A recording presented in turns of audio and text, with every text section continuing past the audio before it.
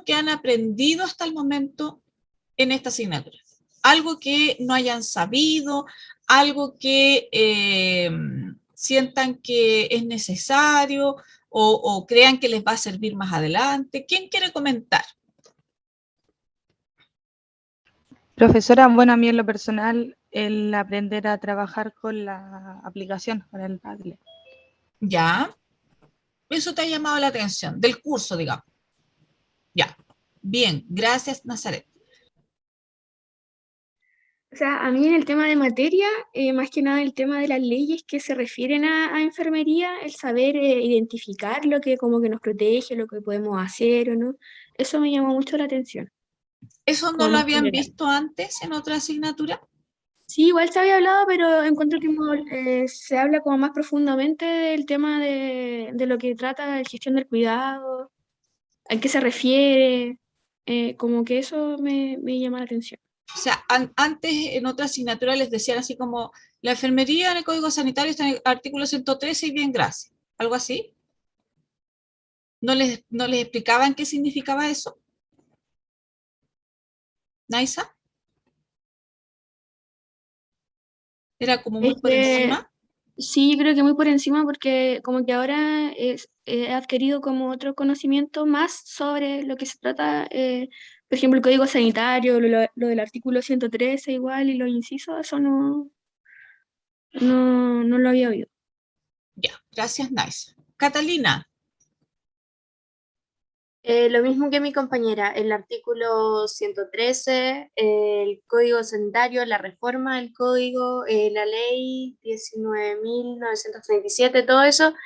Pucha, si mal no recuerdo, en primero creo que lo vimos, pero así muy poquito.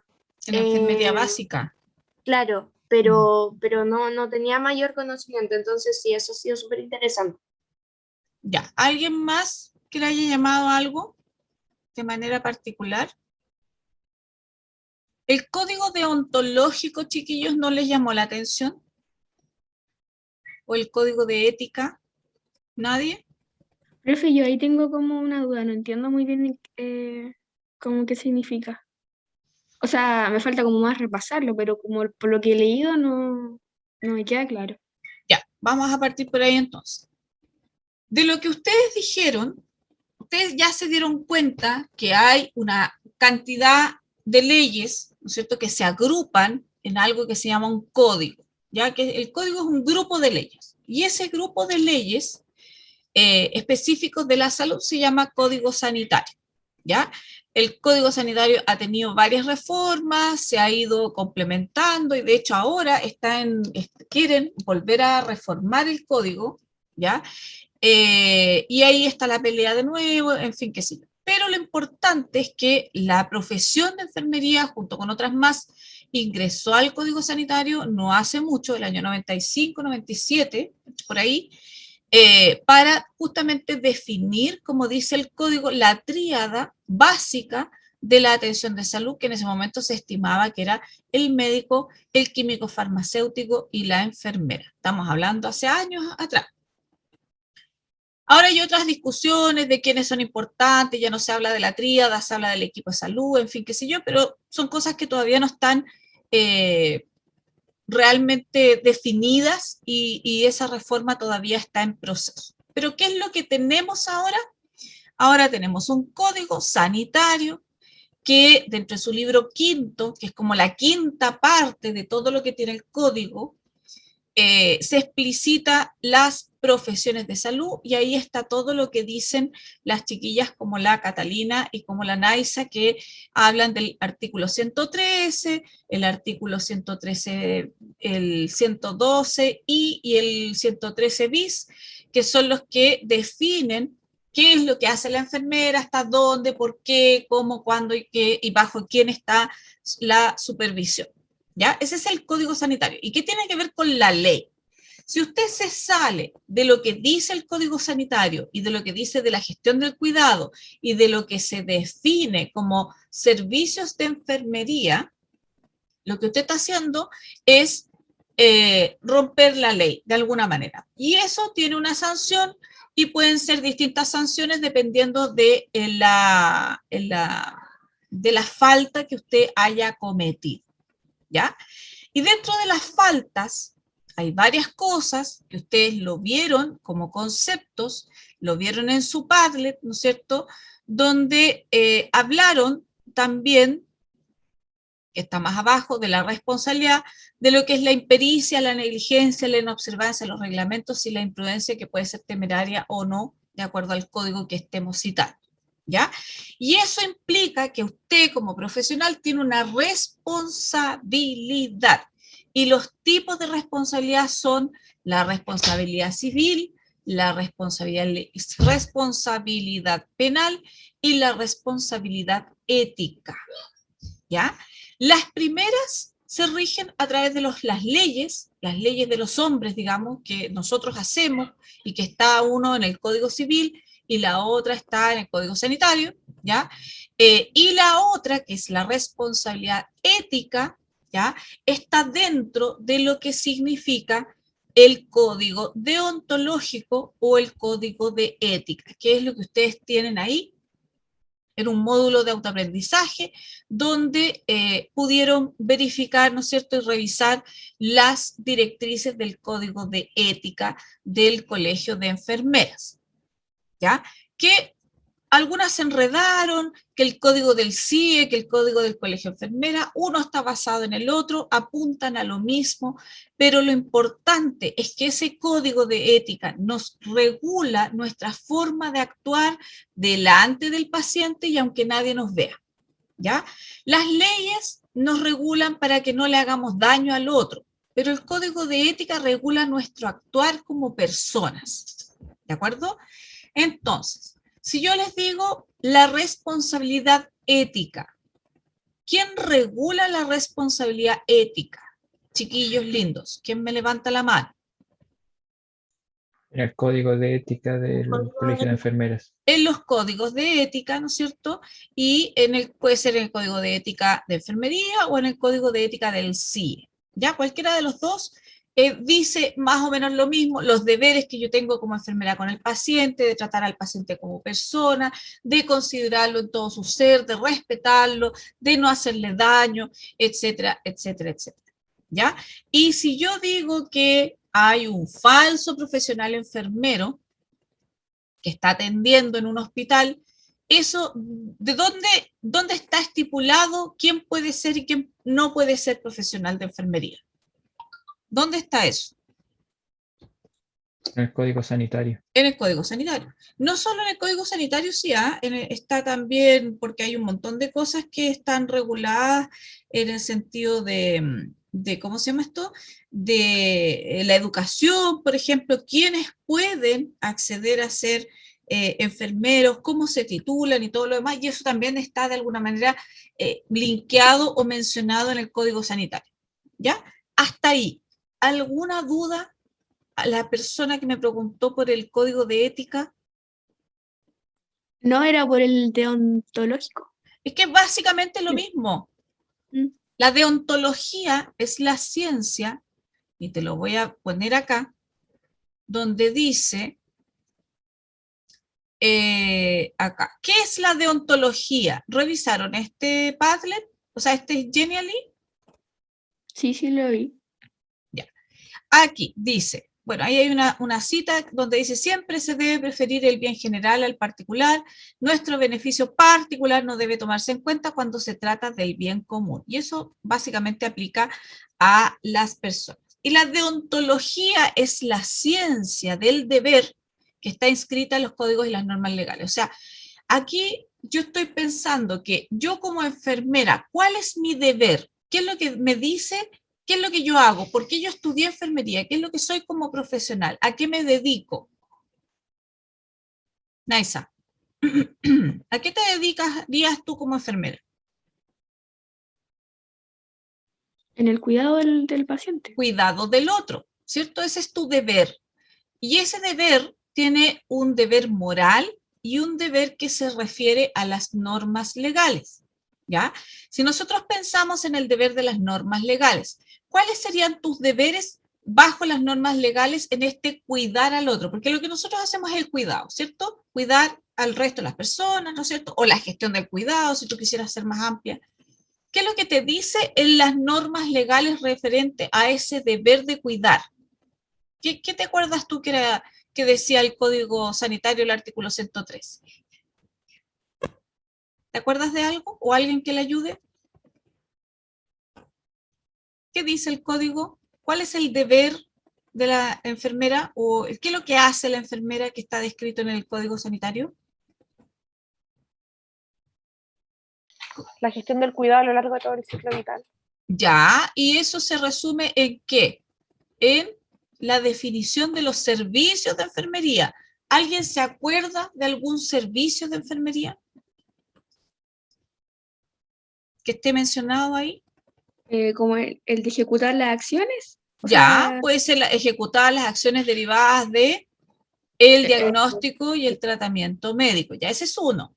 Ya, ¿cuál otro? el deber de velar por la mejor administración de los recursos. Por ejemplo, ya, ahí está tu deber, ¿sí? Que está inscrito en la norma legal. Pero ese deber, por ejemplo, de deber velar por la mejor administración de los recursos, tiene también un componente ético o un componente moral, porque tú no puedes velar por la administración de los recursos si no tienes pensado cuál es el bien común.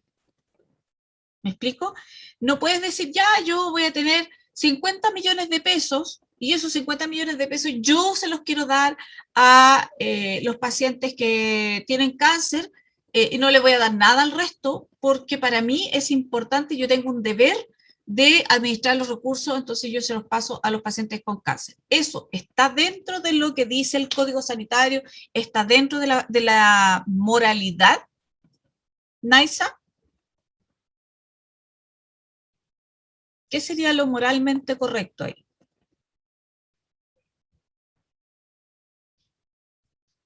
¿Quién le ayuda a la Naisa?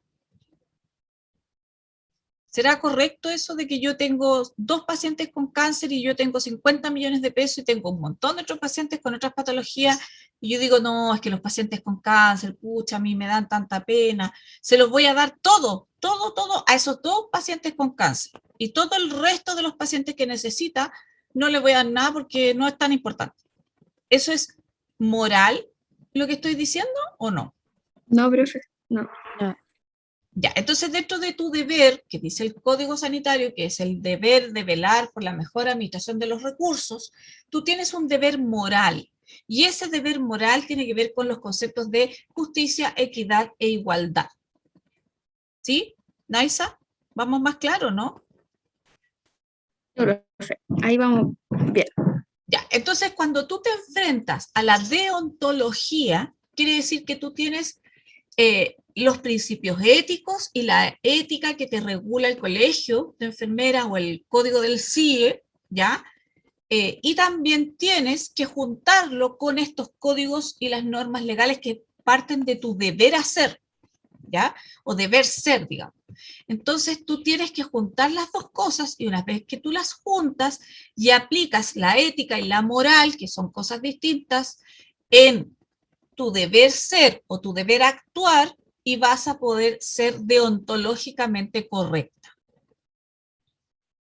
¿Sí?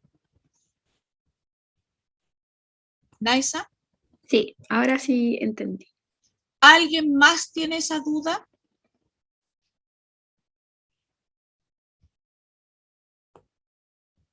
¿O alguien tiene alguna duda respecto a la deontología?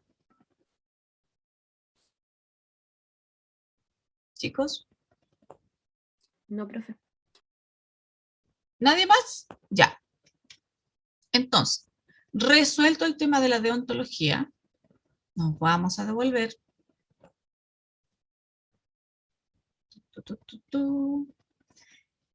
Ya, entonces, ¿cuáles son las cosas que ustedes tienen que tener claras respecto al código deontológico y al código sanitario? ¿Qué pueden decirme ustedes respecto a esos dos códigos? El deontológico y el sanitario. Que es la primera pregunta, porque dice, distingue los conceptos principales de los códigos deontológico y sanitario. ¿A qué se refiere cada uno? ¿Cómo lo podrías tú explicar?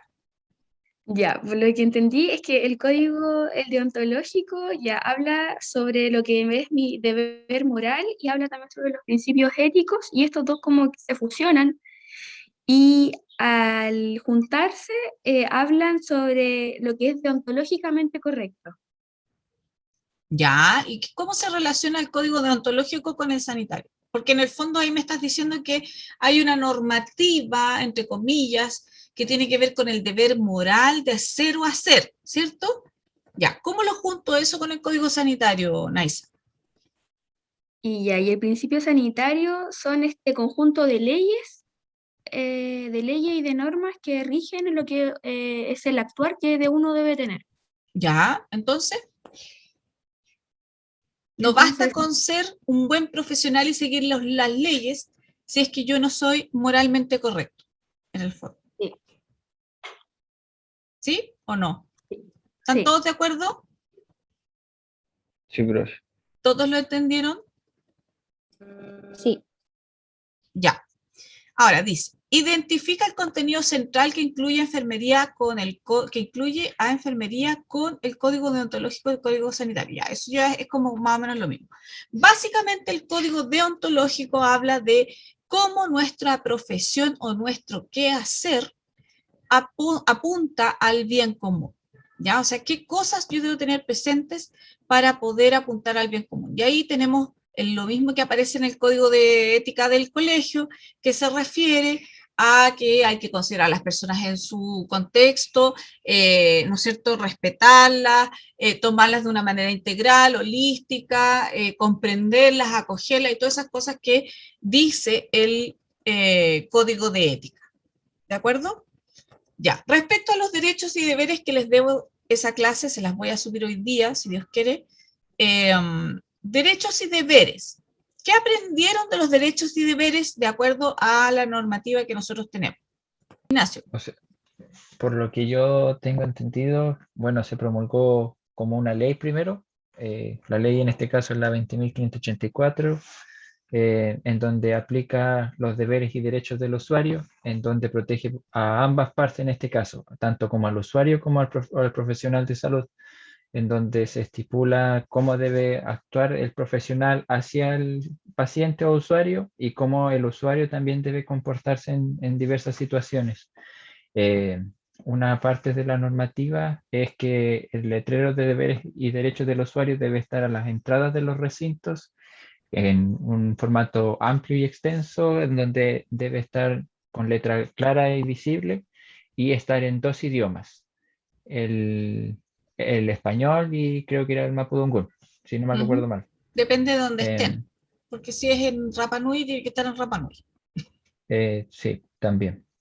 Y eso igual le otorga como a ambas partes un grado de protección y también obviamente va a mejorar el trato hacia el usuario. No va a ser como antiguamente, que era un trato como muy visualizado en el paciente y no como también en su entorno. ¿Ya? ¿Algo más? Eh, Eso. Eso nomás. Ya. ¿Alguien se acuerda de algo más, Camila? Yo recuerdo que hablamos del cumplimiento de la ley 20.584, que usted nos contaba el tema de que un usuario puede reclamar sus derechos directamente en el servicio en el que se atendió, y cuando la respuesta no era como satisfactoria, el usuario puede dirigirse a la Superintendencia de Salud, y ahí es donde se cumple esta ley. Y que esta superintendencia cumplía como el rol de control y fiscalizaba el tema de los reclamos de los usuarios, y decía también que esto representaba como un rol educativo y facilitaba el diálogo entre el usuario y el prestador. ¿Ya? ¿Algo más que se acuerden de lo que conversamos? ¿Basta con una ley nomás?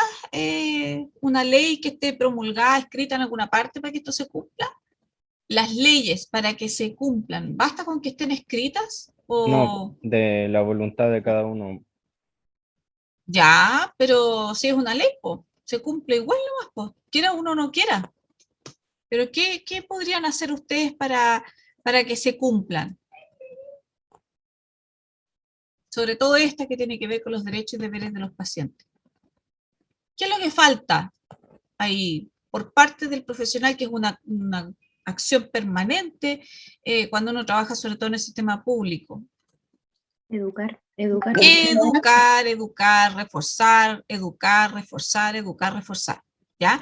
Una de las cosas más importantes y que permanentemente tenemos que hacer es visibilizar, ¿cómo se llama esto? Educar y reforzar los derechos, pero también los deberes, ¿ya? Porque claro, los derechos, como ustedes bien analizaron en la clase anterior, eran los que se veían más grandes, lo que la gente más conocía y reconocía, pero los deberes en general eran difíciles de reconocer. Ya. Bien con los derechos y deberes. La responsabilidad ético-legal. ¿Qué aprendieron en relación a la responsabilidad ético-legal? Por ahí leí unos súper buenos ejemplos que me gustaron mucho. ¿Cuántos tipos de responsabilidad hay? Ya se lo soplé hace un rato. ¿Cuántos tipos conocen? 3. 4. ¿Ya? ¿Cuáles serían los 4? 4. Ya, 4. Ya. ¿Cuáles son las? De a uno. Nazaret. La impericia, negligencia. No, esas son formas. ¿Cuáles son las 4 tipos de responsabilidad? Senia. Responsabilidad civil, ¿Ya? la civil contractual, ¿Ya? la extracontractual y ¿Ya? la responsabilidad penal. Ya, te faltan 2. Eh, Chan. ¿Cuáles serán? Catalina. no sé, La responsabilidad penal, la responsabilidad civil, la responsabilidad ética y la responsabilidad administrativa. Bien, Catalina. Ya. Vamos bien. Entonces, dentro de esa responsabilidad civil o penal, ¿no es cierto?, está los tipos que son la impericia, la imprudencia, que en el fondo son como las cosas que ustedes pudieran cometer para tener que asumir responsabilidad. Nazaret. ¿Se te quedó la mano arriba?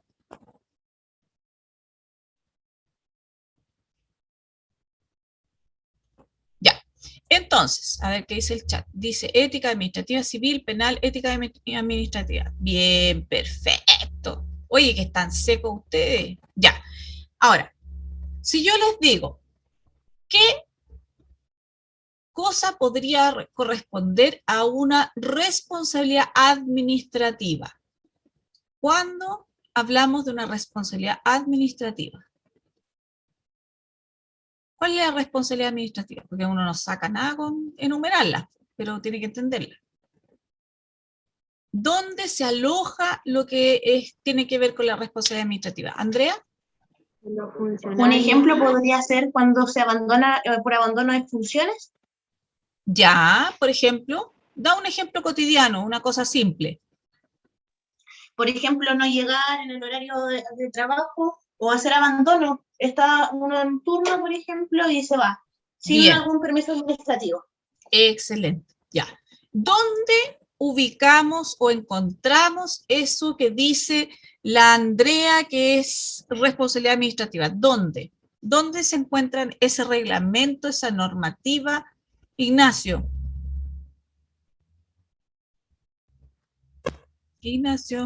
En los funcionarios del Estado.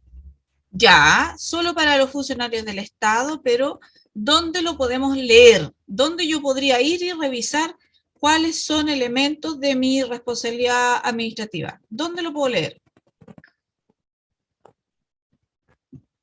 ¿Saben o no saben? ¿Quién trabaja aquí en el sistema público? ¿En los reglamentos?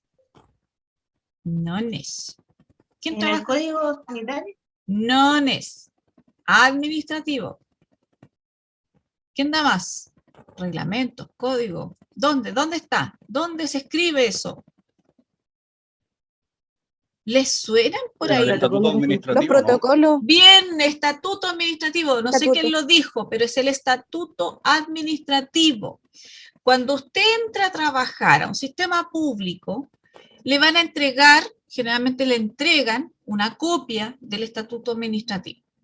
Y eso significa que es el reglamento, las leyes, entre comillas, administrativas, que usted va a tener que cumplir y que son las normativas propias del lugar donde está.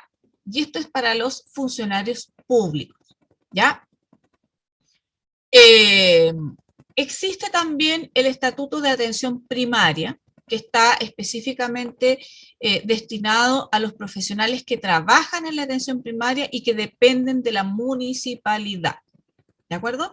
Pero en el estatuto administrativo, si usted quiere, lo puede buscar, lo puede revisar, usted puede encontrar todo lo que tiene relación con las faltas administrativas y sus sanciones. Bien. Ahora, ¿dónde encuentro yo las faltas a la ética? La responsabilidad ética debería estar en el código ético del Colegio de Enfermería. En el código ético del Colegio de Enfermeras. Bien, Andrea. Ahora, ojo, que aquí hay un detalle. Antiguamente, estoy hablando hace más del siglo anterior, los colegios profesionales tenían lo que se llamaba la tuición ética. ¿Qué significa eso? Si había un profesional colegiado que cometía faltas a la ética, ¿ya? El colegio profesional tenía la facultad de sancionarlo, suspendiéndole digamos, el título o alguna cosa similar, ¿ya? Eso es lo que se llama la tuición ética del colegio profesional. En este momento, y después de una larga historia que no voy a entrar a comentar porque es muy larga, los colegios profesionales tienen carácter de asociaciones gremiales.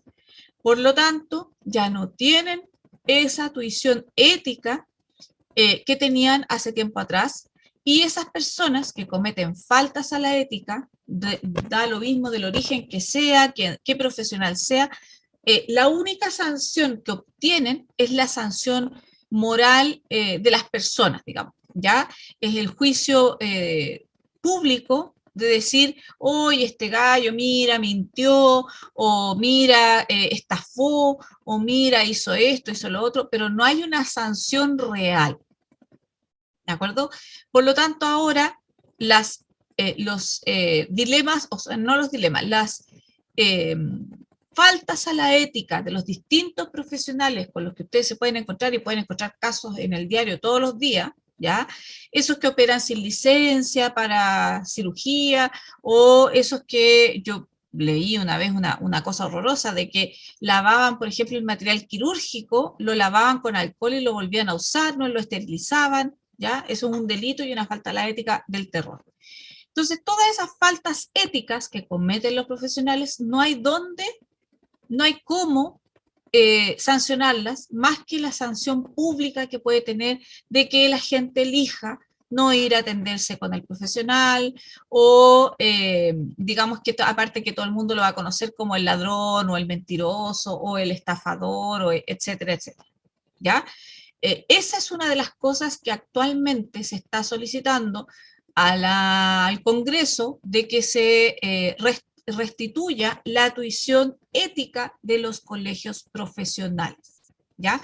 En otros países, como Estados Unidos, por ejemplo, las enfermeras tienen una licencia, y esa licencia se les revoca o se les suspende si es que cometen algún acto que sea reñido con la ética, cosa que no ocurre en nuestro país.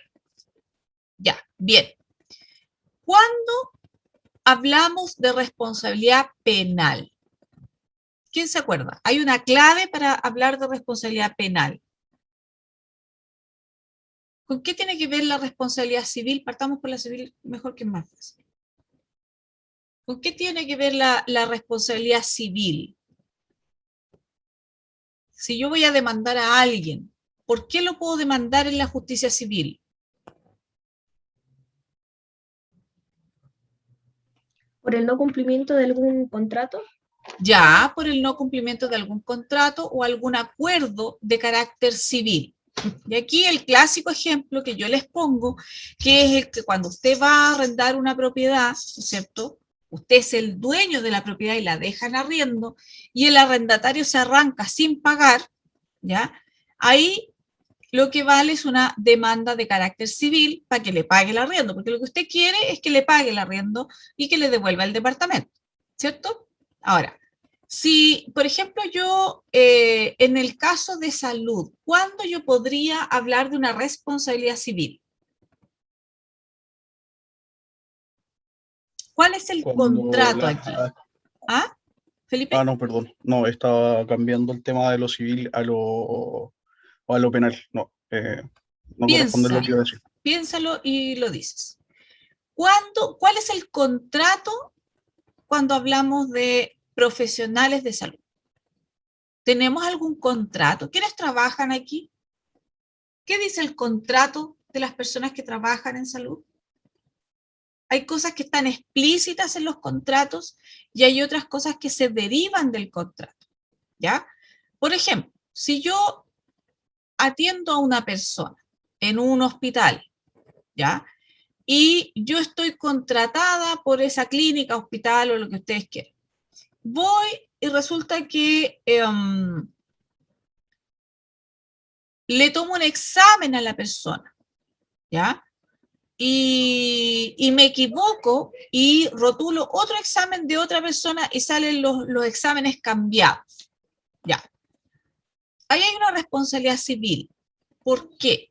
Porque yo estoy contratada por ese hospital, no le he hecho un daño al paciente, o sea, hay solo una confusión de datos o qué sé yo, no hay un daño, al paciente no le ha pasado nada, solamente yo me equivoqué y en el fondo al paciente no le pasó absolutamente nada y eso no llegó a mayores porque se alcanzaron a dar cuenta que las muestras venían cambiadas porque una era un hemograma y el otro era, no sé, un examen de orina, estoy inventando, ¿ya? Por lo tanto, cuando el paciente no sufre daño, ¿ya? Estamos hablando de una responsabilidad civil. O sea, ahí yo perfectamente, señora, podría decir, ¿sabe qué, señorita? No me atienda más, qué sé yo, voy a hacer una demanda contra la clínica porque usted se equivocó, bla, bla, bla, pero usted no le alcanzó a causar un daño al paciente. Ya. Si usted, por ejemplo, está administrando medicamentos y se equivoca con el medicamento, ¿ya? Y le administra un medicamento que no le corresponde al paciente y al paciente le hace una reacción grave y ese paciente se muere, ¿ya? Y ahí me puse súper extrema, estamos hablando de que usted le hizo un daño al paciente, ¿ya? Que un daño puede ser desde una lesión mínima hasta la muerte. Por lo tanto, en este caso el paciente se murió y usted se ve enfrentada a asumir su responsabilidad penal. ¿Por qué?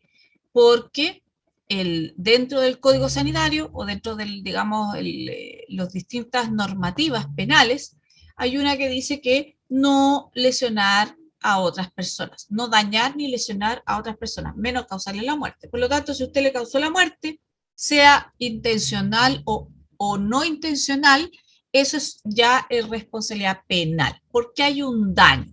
Entonces, recuerden, la responsabilidad penal tiene que ver con el daño a la persona, un daño físico, moral, mental o cualquiera que sea. Felipe. Sí, la pregunta era con respecto al tema del daño, pero lo acaba de mencionar recién, que podía también ser un daño psicológico, lo Sí. acaba de mencionar. Que también es muy dado, por ejemplo, en los accidentes de tránsito o en los accidentes laborales, las personas quedan con un daño porque se ven sometidos a un estrés importante y quedan con incluso incapacidad psicológica para poder volver a su puesto de trabajo. Entonces, también se considera un daño, ¿ya? Y eso está todo muy claro en las clasecitas de acá abajo. Yo no me voy a extender más porque no es el fin de esta asignatura, pero está, digamos, en la clase que se llama la responsabilidad, ¿ya? ¿Dudas en relación a esta primera unidad? ¿Comentarios? Felipe. Yo estuve revisando una de las clases, bueno, las clases en realidad, y en la última me quedó una duda en relación al término de la impericia. ¿Ya? Eh, si no mal recuerdo, usted mencionó que era cuando uno realizaba algún tipo de procedimiento, pero no teníamos las destrezas suficientes como para poder hacerlo. Exacto. Por ejemplo, nosotros cuando iniciamos o comenzamos a trabajar, ¿podríamos caer en eso? Porque si bien es cierto, podemos manejar la técnica, pero nunca la hemos realizado o nunca no hemos tenido la suficiente práctica o destreza como para poder hacerlo. Siempre que nos mantengamos dentro de la técnica, obviamente como corresponde, podemos quizá cometer algún error. ¿Estaríamos cayendo en ese tema? Si, por ejemplo, tú llevaras 5 años de trabajo, no estamos hablando de recién egresado, nadie te va a pedir pericia a una persona que viene recién egresada, ¿ya?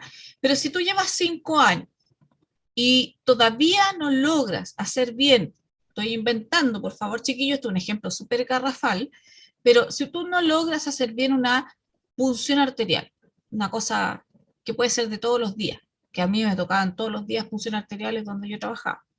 Entonces, si tú no lo haces bien y no dices que no sabes o que no puedes o que te cuesta o alguna cosa, por el hecho de intentarlo repetidamente y que no te salga y además hacerle un daño al paciente, eso es impericia. ¿Ya? La impericia temeraria, y aquí está la diferencia, es cuando, por ejemplo, tú tratas o intentas de hacer un procedimiento que no te corresponde, que no dominas, que no has aprendido, pero lo has visto. Por ejemplo, a ver, algo así como súper garrafal ya, el caso del traumatólogo, que no era traumatólogo, digamos, era un médico general que quiso instalar una ¿cómo se llama esto? ¿Cómo se llama esto? Un aro cefálico, ¿ya? Que es un aparato que se pone en la cabeza, ¿no es cierto? Metálico, y que tiene una forma de hacerlo, que tiene unos tornillos y que va, digamos, atornillado, pero va atornillado hasta el cuero cabelludo, ¿ya? Y este médico, que no sabía hacerlo, pero lo había visto, creyó que era capaz de hacerlo, lo hizo y traspasó la calota, ¿no es cierto? Y llegó al cerebro de ese paciente y por supuesto ese paciente tuvo una meningitis del terror y falleció. ¿Ya? Eso es imprudencia temeraria. El querer hacer algo que no nos corresponde y que además no sabemos hacerlo, lo hemos visto pero no lo hemos practicado. ¿De acuerdo? En el caso de un recién egresado, se asume que usted es un recién egresado, es como el estudiante, ¿ya? Nadie le va a pedir a usted como estudiante que sepa hacer una punción venosa y que la haga bien. O sea, sí, las enfermeras del servicio pueden pedirle muchas cosas, pero en la ley usted es un estudiante, usted está aprendiendo, por lo tanto no tiene requerimiento de tener la pericia, ¿ya? Sí el conocimiento, pero no necesariamente la pericia. ¿Ya? Cuando usted es recién egresado y está partiendo y se siente inseguro, ¿ya? Pero se lanza igual a los leones y dice, ya, no importa, me tengo que atrever nomás y no importa que deje la embarrada, ya, ahí cuando usted ya está pensando en que no importa que deje la embarrada, ya estamos mal. Y ahí sí lo pueden acusar de impericia, ¿ya? Pero si usted sabe, asume su falta de pericia o de entrenamiento, porque de eso se trata la pericia, digamos, no es la habilidad mejor o mayor o que me duela más o menos en la punción, no se trata de eso, sino que usted sabe hacer el procedimiento, lo entiende, lo ha practicado, pero a lo mejor la habilidad, pues hay gente que tiene más habilidad y otras menos habilidad, pero usted reconoce que a usted le falta práctica para poder hacerlo solo y usted lícitamente puede pedirle a una colega de más experiencia que lo acompañe y que le ayude en sus primeras veces, ya después de las 3, 4 primeras veces que usted ya lo hizo acompañado y tiene la confianza para hacerlo solo, igual tiene que seguir entrenando para ir afinando la mano. Pero ahí, una vez que usted ya lo hizo acompañado, lo supervisaron y usted seguriza su habilidad, ya se considera como pericia. Felipe. Ya, profesora, sí entendí. Muchas gracias. Ya. Levantado la mano, la Claudia. Dale nomás, Ignacio. Es que a mí me generó una duda entre la responsabilidad civil y penal. ¿Ya? La penal sí o sí va a ser cuando se hace un daño a la persona. Sí. Pero la civil a mí igual me quedó como en duda. O sea, con el ejemplo me quedó en duda. mencionó como un error propio, pero sin hacer daño al paciente. No es un error que le llegue al paciente. El paciente O no O sea, tiene yo consecuencias, digamos. podría causar como quizás un daño como de orden administrativo y que no va a causar Justamente. un daño directo al paciente y sería de tipo solamente civil. Civil. Y sería un sumario nada más, Exacto. ¿o no? Sí. Ah, ya. Y la otra sería con daño directo. Exacto. Si, por ejemplo, tú instalaste mal un PIC o un, no sé, no voy a decir PIC porque no debe ni conocer lo que es un PIC. Por ejemplo, una línea arterial, ya, una línea arterial la pusiste mal y en vez de ponerla arterial la pusiste venosa, ya, y las líneas arteriales son largas, ya, por lo tanto hay un daño y el paciente hace una flebitis. Eso es una responsabilidad penal. Ya, sí, ahora me aclaré y me quedó más claro, profe. Súper. Ahora, lo importante es que tengamos claridad de cuándo, en términos de gestión del cuidado, de nuestra responsabilidad, cuáles son nuestras limitaciones para hacer o no hacer, ¿ya? Más que aprenderse de memoria las responsabilidades, porque esto igual lo van a ver en medicina legal, pero siempre es bueno partir como desde este momento aclarando algunos conceptos. ¿Alguien más? La responsabilidad civil tiene que ver con acuerdos, ¿ya? Y acuerdos que pueden ser explícitos o implícitos, digamos. Si tú, por ejemplo, estás contratada en una clínica para hacer examen de medicina preventiva, ¿ya? Y resulta que tú dices, no, me da lata hacer examen de medicina preventiva y yo quiero ir a tomar muestras, ¿ya?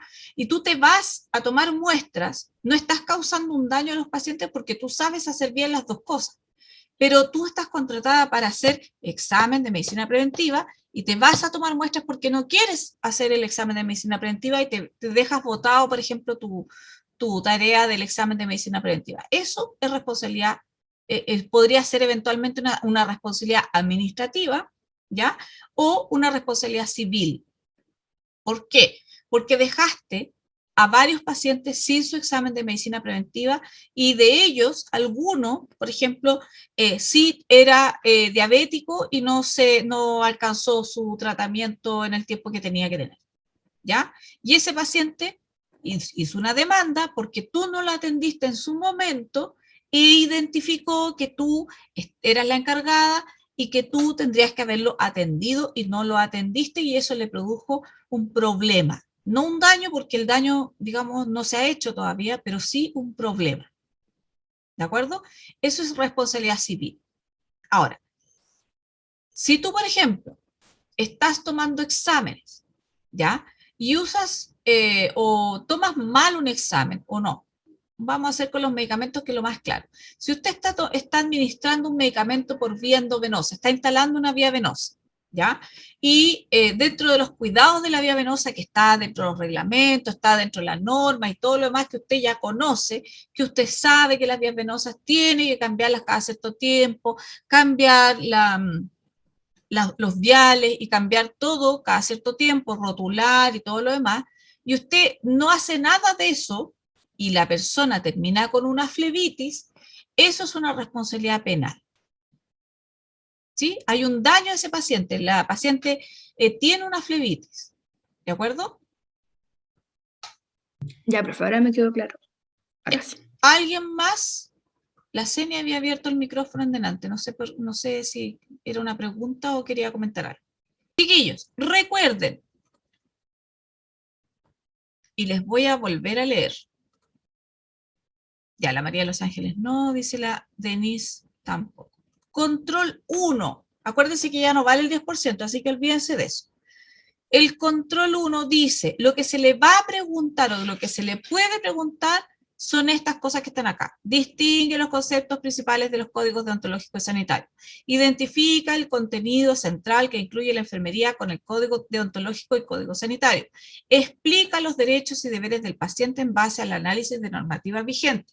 Analiza la responsabilidad ético-legal de la profesión basada en documentos legales vigentes. ¿Ya? Las instrucciones son sumamente importantes. Lea bien antes de responder, ya que no podrá navegar libremente por la prueba. ¿Ya? Chiquillos ¿ustedes son de Chillán, Antofagasta? Se me Chillán, pierde. profe. Chillán. Chiquillos de Chillán, Nazaret. Profesora, tengo una duda con la instrucción número 1. ¿Ya? ¿Cuál? Por ejemplo, ya si yo respondo a la pregunta número 1, luego paso a la 2, ¿no puedo volver a la 1? Exactamente. Ah, ya. Eso es. Gracias. Por eso que les digo, chiquillos de Chillán, que no están acostumbrados, probablemente a este sistema no lo han tenido nunca. Acá en Santiago siempre hacemos las pruebas así, siempre. Toda la vida, y eso ha sido un acuerdo que se ha tomado desde que partimos con esto del e-learning, ¿ya? Y que tiene sus razones, y sus compañeros de Santiago le pueden contar por qué y todo lo demás. Pero siempre yo hago las evaluaciones con, digamos, la navegación restringida. O sea, si usted contesta la pregunta 1 y llega a la pregunta 2 y se tiene que devolver, no se va a poder devolver a responder, ¿ya?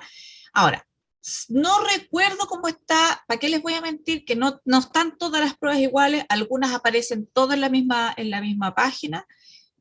No me acuerdo, pero si les llega a aparecer todo en la misma página, pueden navegar perfectamente por la página sin tener problemas. Pero la instrucción que yo siempre les dejo es eso, ¿ya? Para que después no se encuentren con sorpresa. Se realiza en forma sincrónica, por lo que deberá conectarse a las 15:15, al igual que una evaluación presencial.